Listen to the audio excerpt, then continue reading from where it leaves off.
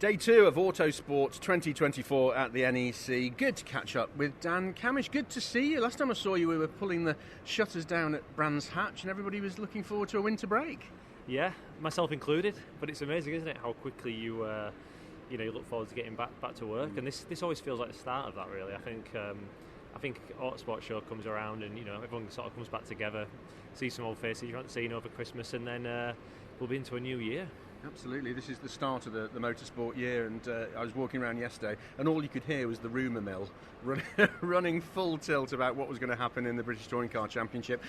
Just briefly, a sort of one sentence sum up for your season last season, really, Dan? Oh God, one sentence. Or two if you must. Yeah, I think it was a season of what might have been, really. It was a bit. I felt it wasn't what I'd hoped for. Certainly not what myself and the team went in it for.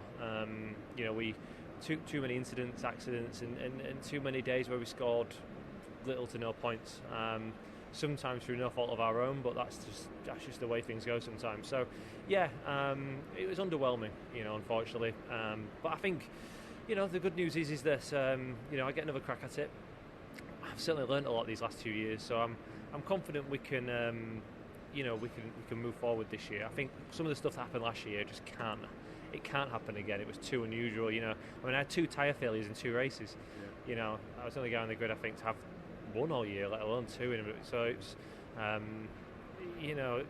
that was, to have the brake failure, things like that. There were just too many things out of my control that crept in and spoiled my season, and a few bits of my own doing in there as well. So, yeah, if I can narrow down and get rid of some of those little mistakes, a bit more reliability on the team side, which I'm sure we'll get, and I think the speed should be thereabouts. I think we'll have a good crack at being in the top 3.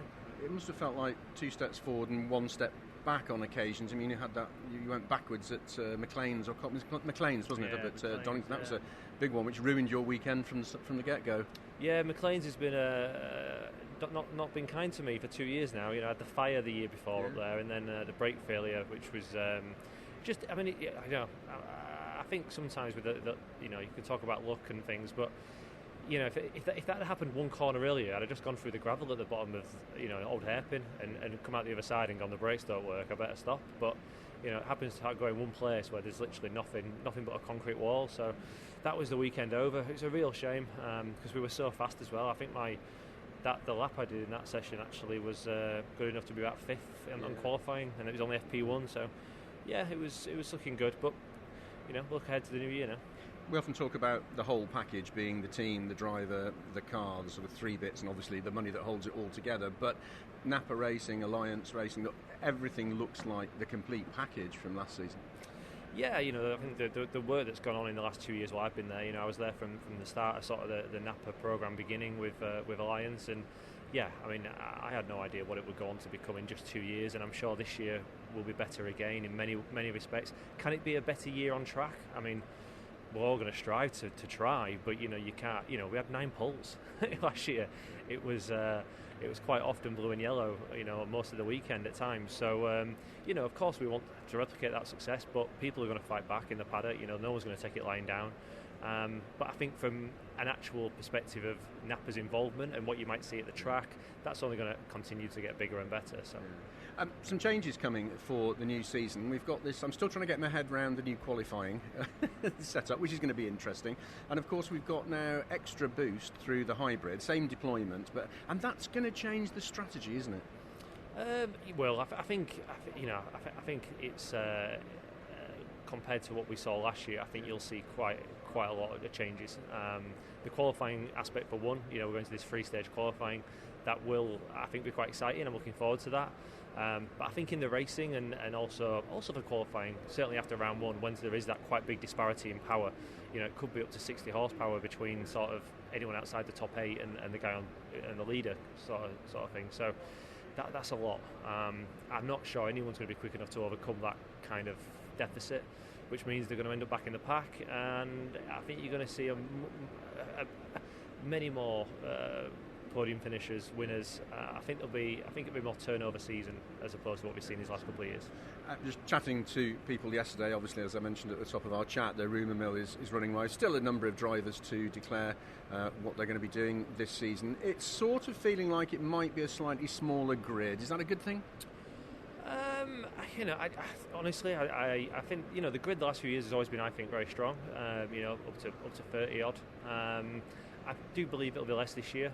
I think obviously the demise of Team Hard, which is a shame. I think they always did absolutely everything they could, and they ran a fair few cars. I do think some of those cars may find new homes, from what I'm hearing. But again, I'm only hearing the same rumour mill you are. I wish I had more information. I'm going to go find Dan Rowbottom. He'll tell me what's going on. But no, I think if we can stay at, around 25, I think that's a strong competitive grid. Yeah.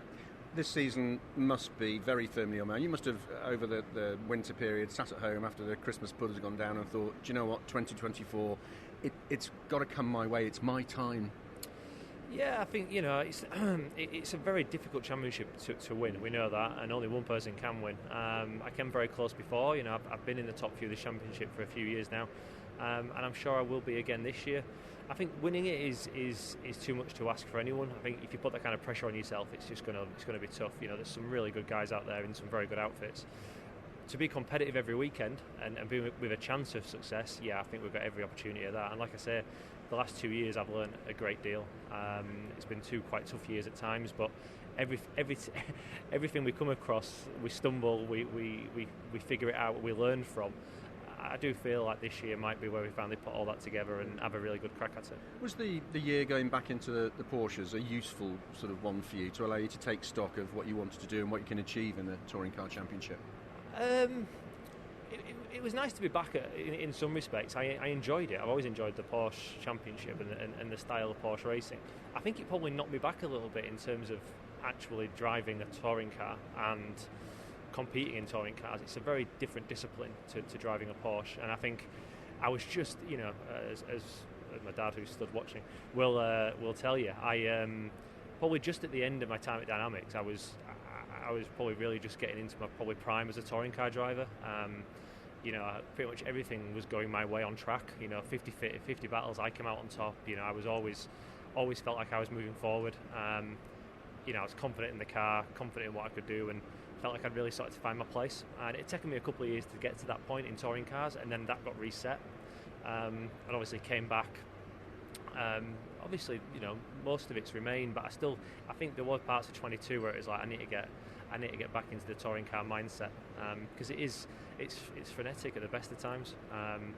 There's not a lot of time to think and plan. You just got to do and sometimes hope. So, but yeah, I think these last 2 years, like I say, I've certainly enjoyed them, even though the success hasn't been quite what I hoped for. But I think I'm looking forward to this year. Yeah. It's going to be a great season. Really good to see you. Thanks, Dan. Thank you. Cheers. Well done.